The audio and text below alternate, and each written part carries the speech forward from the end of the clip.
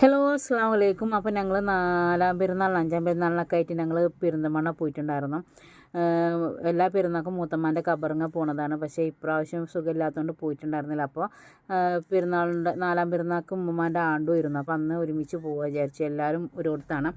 അപ്പോൾ ഞങ്ങളങ്ങനെ പോയി വന്ന് സമയം 3 മണിയായിട്ടുണ്ടായിരുന്നു. 3 മണിയായപ്പോൾ നമ്മൾ 5G ഹോട്ടലിൽ കയറിയിട്ടോ. അവിടെ കുറേ കാലത്തെ ഒരു ആഗ്രഹമാണ് തേങ്ങാച്ചോറും ബീഫും അവിടെ നിന്ന് കഴിക്കണം എന്നുള്ളത്. പക്ഷേ ഒരു പ്രാവശ്യം നടന്നിട്ടില്ല.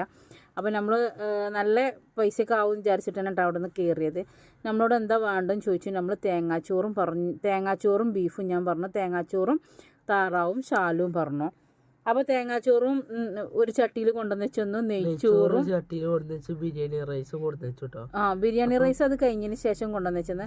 അപ്പോൾ ഈ ഇതിൽ കറി വരുന്നത് നല്ല നാടൻ ബീഫിൻ്റെ ആ കറി ഉണ്ടല്ലോ, അതാണ് കേട്ടോ. നമ്മൾ പണ്ടൊക്കെ തേങ്ങാച്ചോറ് വെക്കുമ്പോൾ ബീഫ് തിളക്കണ സമയത്ത് കഴിക്കണ ആ കറിൻ്റെ ടേസ്റ്റ് കേട്ടോ.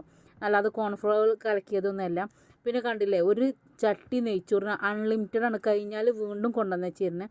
ഞാൻ ഈ പുളിഞ്ചിൻ്റെ പാത്രം വന്ന സമയത്ത് അവിടെ കണ്ടുവച്ചിട്ടുണ്ടായിരുന്നു. അത് നിറയെ ഉണ്ടായിരുന്നു. ഞാനിപ്പോൾ അത് പകുതിയാക്കി കേട്ടോ. നല്ല രസമുള്ള ഫുഡ് ഉണ്ടോ. പിന്നെ നീരാളി ഉണ്ടായിരുന്നു. നീരാളി കഴിഞ്ഞു. പിന്നെ അത് കഴിഞ്ഞിട്ട് നമ്മളൊരു ചിക്കന് എന്തോ ഒരു സാധനം അതും ഓർഡർ ചെയ്തു. സാധനം അതും ഓർഡർ ചെയ്തു.